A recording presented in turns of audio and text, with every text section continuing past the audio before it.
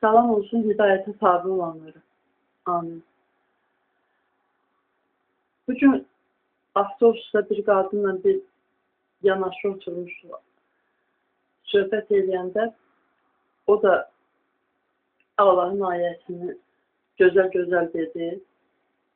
Xoşum gəldi. Söhbət edəndə bir şeydən, indi deyəcəm, nə səhv idi onda, amma özü dilər, həqiqətən də heç kəsin işinə qarışanmaz. Amma ki, Allah buyurur ki, haqqı hayqıran, yəni bu mənada tilavət edin olur da elə. Sonra bu qadın Allah ölüdən diri, diridən ölü çıxarır dedi. Xoşum gəldi. Sonra hamısı yadında deyil. Əsas o ki, əlində təsbih var idi. O təsbihi soruşsun ki, bu yəni mənası nədir? 34 dəfə Allah Əkbər, 33 dəfə Əlhəmdülillah, Sübhanallah, yəni hərəsi 33 dəfə demək. Niyə 35 dəfə demək olmazmı? O da dedi ki, yəni söhbətimizdə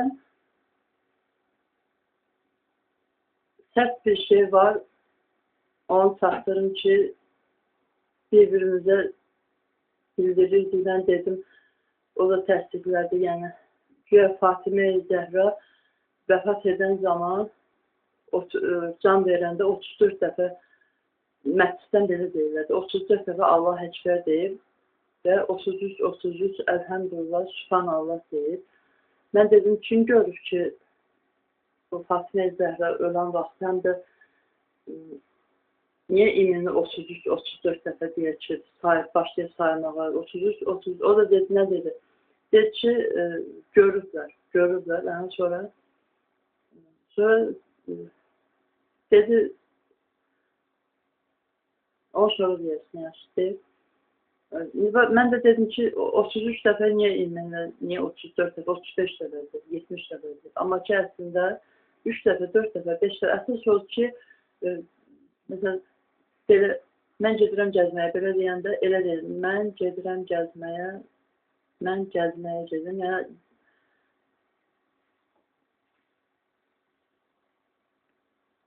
dediyimi anlayaraq da, yəni,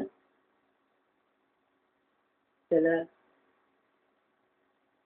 necə, məsəl üçün, Allah Əkbər deyiləm, hə? Allah Əkbər, Allah, dedim, əvət var, dedi. Dedim, necə tez-tez demək olardı, dedi, təsəvvür et ki, deyəsən, Allah Əkbər, Allah Əkbər, Allah Əkbər, Allah Əkbər, dedi, demək, əstəğfurullah, demək olar mı? Yəni, yavaş-yavaş deyəndə yaxşıdır. Amma niyə indi 34-də dayanasan? Yəni, Allah tək böyükdür deməkdir də. Allah tək böyükdür, dedim, mən başa düşürəm, bu dəqiqə. Allah tək böyükdür. Yenə başa düşürəm. Allah tək böyükdür. Allah tək böyükdür. Allah tək böyükdür. Və indi mənə çatdır ki, dediyimi yaşadım, yəni sözün mənasına vardım. Yəni, onu bildirdim ona. Sonra dedim, 100 dəfə, 1000 dəfə deyənlər də var, bizim qonşumuzda bir qadın var idi, otururdu bütün günü. Zikr edirdi ki, əslində elə şey lazım deyil, ifrat olmaz. Allah'ın dində də ifrat etməyin deyə buyurur, bildirir. İfrat edəndə şeytan, Allah'ın qanunundan çıxanda, qoyduğu qayda qanunu pozanda şeytan o dəqiqə adamı hücum edir. Mən ona bir dəfə onu bildirim. Mən Qurandan oxuduğum Eşrəf Nuri bildirmişdi. Onu mən oxuyanda da yəni, gəl diqqətlə oxumaq lazımdır. Allah'ımız buyurur, aramla, düşünə-düşünə oxuyun.